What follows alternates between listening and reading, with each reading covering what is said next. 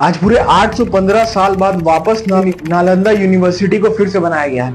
जी हाँ फ्रेंड्स, आज हमारी इंडियन गवर्नमेंट ने उस नालंदा यूनिवर्सिटी का ओपनिंग किया है। इस ओपनिंग में हमारे प्राइम मिनिस्टर और हमारे फॉरेन मिनिस्टर एस जयशंकर और उनके साथ हमारे 17 पार्टनर्स कंट्रीज के एम्बेसडर्स भी थे एज अ गेस्ट।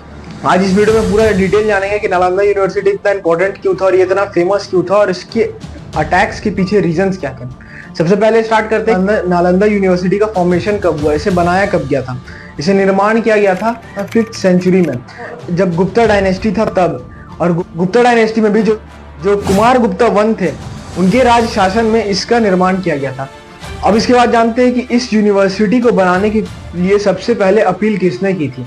तो सबसे पहले इस यूनिवर्सिटी को बनाने के लिए अपील हमारे डॉक्टर एपीजे अब्दुल कलाम ने की थी कि इस यूनिवर्सिटी को हमें वापस बिल्ड करना चाहिए। और उन्हीं के आदेश पे ही सितंबर 2014 में ये ऑपरेशन शुरू भी हुआ, लेकिन वो उतना ज़्यादा इफेक्टफुल नहीं रहा। जो हमारा नया नालंदा कैंपस है उसकी अगर बात करें तो ये जो पूरा कैंपस है ये 455 एकड़ जमीन में फैला हुआ है। फैसिलिटीज की बात करें तो इसमें 40 क्लासरूम्स है, उसके साथ साथ 300 सीट्स वाली 2 ऑडिटोरियम्स है और 2000 सीट्स वाली एथी थिएटर्स भी है।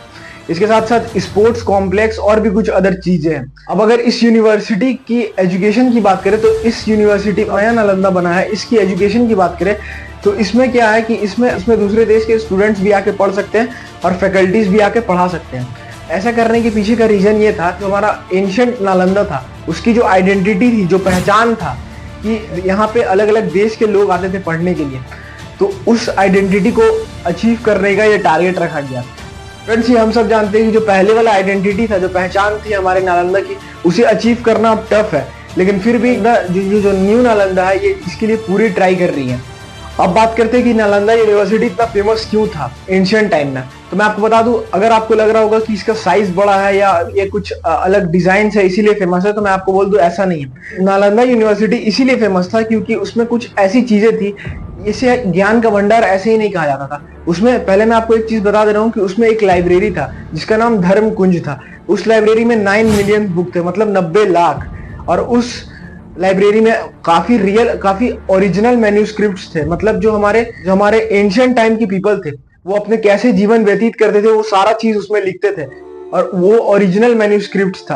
वो सारी चीजें हमारी उस लाइब्रेरी में मौजूद थी। इतना ही नहीं फ्रेंड्स, वो नालंदा यूनिवर्सिटी को होम ऑफ स्कॉलर्स कहा जाता था। आपने कई ऐसे नाम सुने होंगे जैसे नागार्जुन, आर्यदेव, देवपत, ऐसे कई नाम सुने होंगे आपने। ये काफी ज्यादा इनका कंट्रीब्यूशन रहा है इस चीज में। बात करते हैं नालंदा की अटैक्स के बारे में, तो मैं आपको बता दूं नालंदा यूनिवर्सिटी पे टोटल 3 अटैक किए गए हैं। जो बख्तियार खिलजी का अटैक था वो तो आखिरी अटैक था, लेकिन इससे पहले भी 2 अटैक किए गए थे। तो सबसे पहला अटैक नालंदा पे किया गया था, वो अटैक 455 टू 470 एडी के बीच में किया गया था। हुनास जो सेंट्रल एशियंस के ट्राइबल्स थे, उन्होंने किया था अटैक। और उनका अटैक करने का पीछे रीजंस ये था कि जो ये नालंदा यूनिवर्सिटी है इसमें कुछ रिसोर्सेस चीजें हैं, उसे हमें लूटना है और अपने साथ लेके जाना है। तो ये उनका मोटिव था। और ये अटैक जो हुनास ने किए थे वो समुद्रगुप्त के राज शासन में किया था। जो सेकंड अटैक किया गया था वो 7th सेंचुरी में किया, जब गौदास राजवंश थे बंगाल के शासक, उन्होंने इस पे अटैक किया था। और ये जो सेकंड अटैक है इसके पीछे अटैक करने का रीजन था जो पॉलिटिकली टेंशंस है, वो था अटैक करने का रीजन। मतलब इसको मोटिवेट किया गया था पॉलिटिकल राइवलरी के थ्रू। ये 2 अटैक जो किए गए इसके पीछे का जो रीजन था वो नॉर्मल था। जो एक पहला अटैक था उसका रीजन था कि हमें ये चीज लूटना है या रिसोर्सेस जो उस लाइब्रेरी में वो हमें लूटना है। दूसरा जो अटैक था उसका रीजन पॉलिटिकली टेंशंस था, मतलब जो राजनीतिक लड़ाई होती है उसके वजह से था। लेकिन जो तीसरा अटैक हुआ 1193 में, ये अटैक काफी ज्यादा डेंजर था और ये अटैक काफी ज्यादा हद तक नालंदा यूनिवर्सिटी को इफेक्ट पहुंचाया और इसके बाद नालंदा यूनिवर्सिटी रिवाइव नहीं हो पाई। तो ये अटैक हम सब जानते हैं किसने किया था, बख्तियार खिलजी ने। लेकिन आप ये चीज जानकर बहुत ही ज्यादा अजीब लगेगा कि ये अटैक का पीछे का रीजन ना ही कुछ रिसोर्सेस, कुछ चीजें लूटना था और ना ही कोई पॉलिटिकल टेंशंस। ये अटैक के पीछे रीजन सिर्फ और सिर्फ एक था और वो है जेलेसी, जलन भावना था। जी हाँ फ्रेंड्स, जो बख्तियार खिलजी था इसके पीछे का जो स्टोरी है वो ये है, एक टाइम था, एक स्टोरी बताया जाता है कि जब बख्तियार खिलजी बहुत ही ज्यादा बीमार था तब उसके जो हकीम है, जो वैद्य होते हैं, उसे हकीम कहा जाता है उनके लैंग्वेज में। तो जो हकीम थे बहुत ट्राई कर रहे थे, बट बख्तियार खिलजी ठीक नहीं हो रहा था। तब एक राव श्री भद्रा नाम के एक वैद्य थे, और जब बख्तियार खिलजी को बोला गया कि आपको सिर्फ एक आदमी ठीक कर सकता है जिसका नाम है राव श्री भद्रा, लेकिन बख्तियार खिलजी चाहता था कि वो उससे ठीक ना हो, क्योंकि वो जो नॉन मुस्लिम्स थे वो उन्हें पसंद ज्यादा नहीं करता था, और वो उसे नहीं चाहता था कि वो मुझे ठीक करे। तो लेकिन ऐसा हुआ, लेकिन जब एक टाइम आया कि जब बख्तियार खिलजी काफी ज्यादा बीमार पड़ गया, तब उसे आखिरी बार उन्हीं के पास जाना पड़ा जिनका नाम राव श्री भद्रा था। तो जब उनके पास गया तो बख्तियार खिलजी ने साफ कहा कि मैं आपका कोई दवा नहीं खाऊंगा।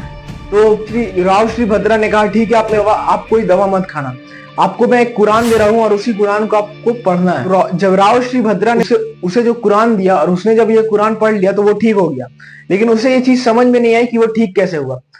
लेकिन जो राव श्री भद्रा थे उन्होंने क्या किया था, कुरान के जो पन्ने हैं, जो पेज है, उस पर दवा लगा दी थी, और वो जब पढ़ रहा था तब वो दवा उस तक पहुंच गई थी और तभी वो ठीक हो गया।